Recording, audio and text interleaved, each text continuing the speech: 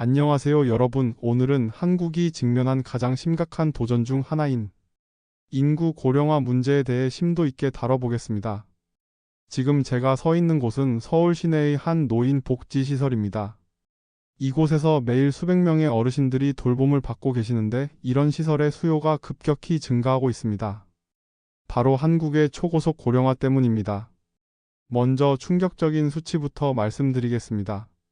한국은 2024년 말 초고령 사회로 진입했습니다. 이는 전체 인구의 20% 이상이 65세 이상인 사회를 의미하는데 놀라운 것은 이 과정이 얼마나 빨랐느냐는 것입니다. 한국은 고령화 사회 7%에서 고령 사회 14%가 되는데 18년이 걸렸고 고령 사회에서 초고령 사회 20%가 되는 데는 불과 7년밖에 걸리지 않았습니다. 이를 다른 나라와 비교하면 그 심각성이 더욱 두드러집니다. 일본은 고령 사회에서 초고령 사회가 되는데 11년이 걸렸고 유럽 27개국은 19년이 걸렸습니다. 한국의 7년은 인류 역사상 가장 빠른 속도입니다. 현재 한국의 65세 이상 인구 비율은 2023년 기준 약 19%이며 2025년에는 20.3%에 달할 것으로 예상됩니다. 더욱 놀라운 것은 향후 전망입니다. 2040년에는 33.8%, 2070년에는 무려 48.6%까지 증가할 것으로 예측됩니다. 1990년대의 한국 인구 구조는 전형적인 피라미드 형태였습니다. 젊은 층이 많고 노년층이 적은 구조였죠. 하지만 2010년에는 다이아몬드 형태로 변했고 현재는 역피라미드에 가까운 모습을 보이고 있습니다. 특히 주목할 점은 80세 이상 초고령 인구의 급증입니다.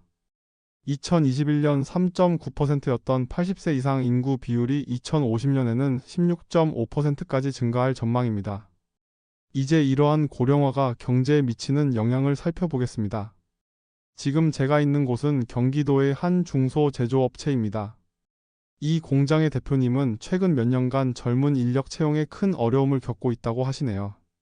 한국의 노인 부양비 즉 65세 이상 인구 대비 20에서 64세 인구 비율은 2022년 26.2%에서 2050년 84%로 급증할 전망입니다. 이는 OECD 국가 중 가장 높은 수치입니다.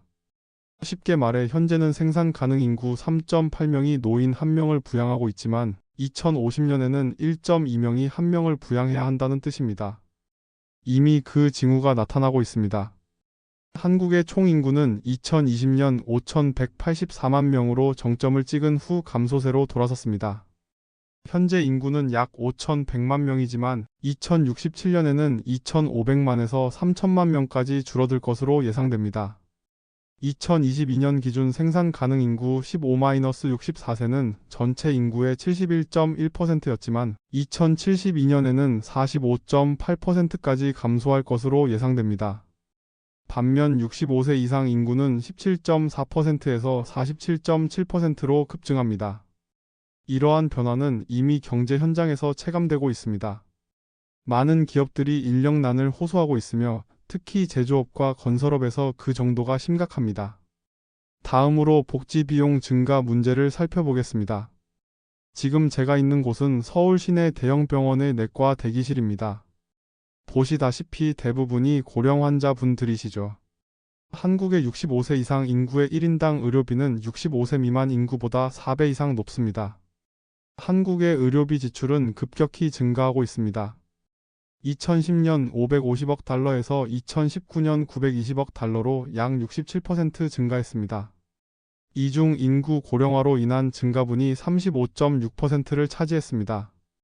더욱 심각한 것은 60세 이상 인구가 전체 의료비의 51.3%를 차지한다는 점입니다. 인구 구성상 이 연령대는 전체의 30% 정도인데 의료비는 절반 이상을 사용하고 있는 것입니다. 2022년 기준 한국의 GDP 대비 의료비 비율은 9.7%로 OECD 평균 9.5%를 넘어섰습니다. 향후 이 비율은 더욱 급격히 증가할 것으로 예상됩니다. 한국의 1인당 의료비는 2021년 3,260달러로 2020년 대비 23.1% 증가했습니다. 이는 OECD 평균보다 빠른 증가 속도입니다. 특히 장기요양 비용이 급증하고 있습니다. 한국의 병상수는 인구 1000명당 12.9개로 OECD 평균의 3배에 달하며 평균 재원 일수도 18.5일로 OECD에서 가장 긴 수준입니다. 한국 고령화의 또 다른 심각한 문제는 노인 빈곤입니다. 65세 이상 노인의 40% 이상이 빈곤선 이하의 삶을 살고 있어 OECD 국가 중 가장 높은 노인 빈곤율을 기록하고 있습니다. 2002년 기준으로 60세 이상 한국인 중 공적연금으로 생활하는 비율은 6.5%에 불과했습니다. 노인 인구의 약 5분의 1만이 연금을 받고 있어 한국 노인 절반 가까이가 상대적 빈곤 상태에 있는 주요 원인이 되고 있습니다. 복지시설 원장님과 이야기를 나눠봤습니다. 저희 시설에 오시는 어르신들을 보면 정말 안타까운 경우가 많습니다. 자녀들도 경제적으로 여유가 없어서 부모님을 제대로 모시기 어려운 상황이죠. 과거처럼 가족이 모든 것을 해결할 수 있는 시대가 아닙니다. 국가적 차원의 체계적인 대응이 절실합니다. 라고 하시네요. 요양보호사분도 어려움을 호소합니다. 요양보호사 인력이 절대적으로 부족합니다. 수요는 폭증하는데 공급은 따라오지 못하고 있어요. 처우 개선도 시급한 문제고요. 이대로 가면 앞으로 더 큰 문제가 될 것 같습니다. 이러한 심각한 상황에 대해 정부는 어떤 대응을 하고 있을까요? 가장 주목받는 것은 연금제도 개혁입니다. 2025년 3월 20일 한국 국회는 18년 만에 국민연금 개혁안을 통과시켰습니다. 이는 8,300억 달러 규모의 세계 3대 연금 기금의 고갈을 늦추기 위한 조치입니다. 주요 개혁 내용을 살펴보면 첫째, 보험료율을 현재 9%에서 13%로 단계적으로 인상합니다. 2025년부터 8년간 매년 0.5%포인트씩 인상하되 연령별로 차등 적용됩니다. 50세 이상은 1.0%포인트, 40에서 49세는 0.5%포인트, 30에서 39세는 0.33%포인트, 20-29세는 0.25%포인트씩 인상됩니다. 둘째, 소득 대체율을 2026년 43%로 인상합니다. 현재는 41.5%입니다. 셋째, 출산 및 군복무 크레딧을 확대합니다. 이 개혁으로 연금기금 고갈 시점이 2056년에서 2071년으로 약 15년 연장될 것으로 예상됩니다. 하지만 전문가들은 이 정도 개혁으로는 부족하다고 지적합니다. IMF 연구에 따르면 현재 정책 하에서 공적연금 지출이 2020-2070년 동안 GDP의 4%까지 증가할 수 있다고 경고했습니다. 의료 분야에서는 의사수 증원과 지역 의료 강화에 집중하고 있습니다. 정부는 2025년부터 의대 정원을 연간 1,509명 늘리기로 했습니다. 현재 연간 3,058명이 의대를 졸업하는데 50% 이상 증원하는 셈입니다. 하지만 의료계의 강력한 반발로 인해 실행 과정에서 많은 어려움을 겪고 있습니다. 2024년 2월부터 전공의들의 집단 사직 사태가 발생해 의료 시스템에 큰 차질을 빚었습니다. 한국은 OECD 평균의 절반 수준인 GDP의 0.2%만을 재택의료에 지출하고 있습니다. 정부는 이를 확대하여 불필요한 입원을 줄이고 의료비를 절약하려 하고 있습니다. 근본적인 해결책은 출산율 제고입니다.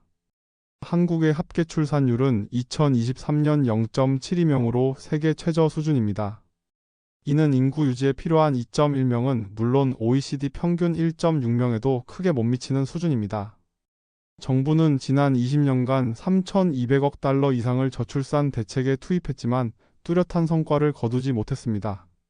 현 윤석열 정부는 기존의 일회성 지원에서 벗어나 구조적 문제 해결에 집중하고 있습니다. 1- 가정 양립 지원 강화, 성별 임금 격차 해소, 주거비 부담 완화, 돌봄 인프라 확충 등이 주요 내용입니다. 2023년 한국에서는 23만 명의 아기가 태어났는데 이는 20년 전의 3분의 1 수준입니다. 경제학자와 인터뷰를 해봤습니다. 한국은 지금 경제 구조의 근본적 전환점에 서 있습니다. 과거 인구 증가와 젊은 노동력에 의존했던 성장 모델에서 생산성 중심의 성장 모델로 바뀌어야 합니다. 라고 말합니다. 산업 구조 조정도 필요합니다. 첫째, 자동화와 디지털화를 가속화해 부족한 노동력을 기술로 대체해야 합니다. 둘째, 고부가가치 산업을 육성해 제조업에서 서비스업으로의 전환을 추진해야 합니다. 셋째, 외국인 노동자 확대를 통해 부족한 노동력을 보완해야 합니다. 일본은 한국보다 앞서 고령화를 경험했습니다. 1990년대부터 시작된 일본의 고령화는 잃어버린 30년이라는 장기 침체와 맞물렸습니다. 하지만 최근 들어 몇 가지 긍정적 변화를 보이고 있습니다. 로봇과 AI 활용 확대, 여성과 고령자 경제활동 참가율 증가, 외국인 노동자 유입 확대 등이 그것입니다. 독일은 적극적인 이민 정책과 가족 친화적 정책으로 출산율을 어느 정도 회복시켰습니다.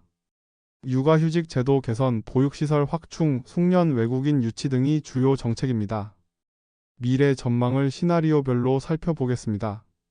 만약 현재와 같은 추세가 지속된다면 2070년 인구가 2,500만 명까지 감소하고 GDP 성장률이 0% 내외로 침체되며 연금 기금이 완전 고갈되고 의료비가 GDP의 15% 이상을 차지하게 됩니다.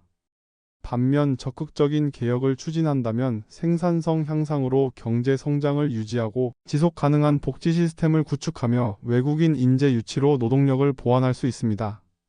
이미 일부 기업들은 변화에 적응하고 있습니다. 제가 방문한 이 IT 스타트업은 인력 부족을 AI와 자동화로 해결하고 있습니다. 또한 외국인 개발자들을 적극 채용하여 글로벌 경쟁력을 키우고 있습니다.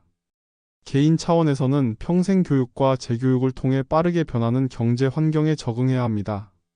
건강관리를 강화해 건강 수명을 연장하고 생산성을 유지해야 하며 연금 외 추가 노후 준비를 위한 자산관리 계획도 세워야 합니다.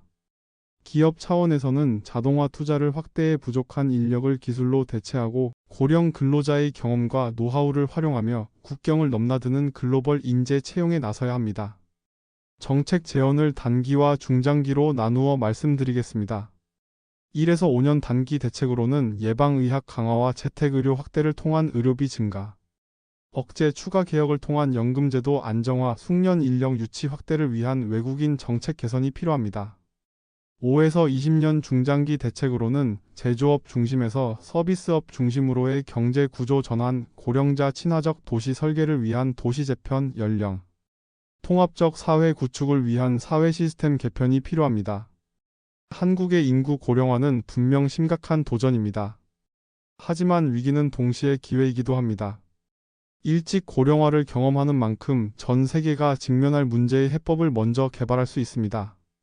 이미 한국은 고령 친화 기술, 의료 로봇, 원격 의료 등 분야에서 세계적인 경쟁력을 키워가고 있습니다. 이러한 기술들은 향후 전 세계 고령화 시장에서 큰 경쟁력이 될 것입니다. 중요한 것은 지금부터의 대응입니다. 정부, 기업, 개인 모두가 함께 나서서 체계적이고 지속적인 노력을 기울여야 합니다. 전문가는 이렇게 말합니다. 한국의 고령화는 인류가 경험해본 적 없는 속도로 진행되고 있습니다. 하지만 한국이 가진 기술력과 사회적 역동성을 바탕으로 이 문제를 해결한다면 전 세계의 모범 사례가 될 수 있을 것입니다. 오늘 인구 고령화와 경제 구조 변화에 대해 살펴봤습니다. 우리 모두가 관심을 갖고 지켜봐야 할 중요한 문제입니다. 시청해주셔서 감사합니다.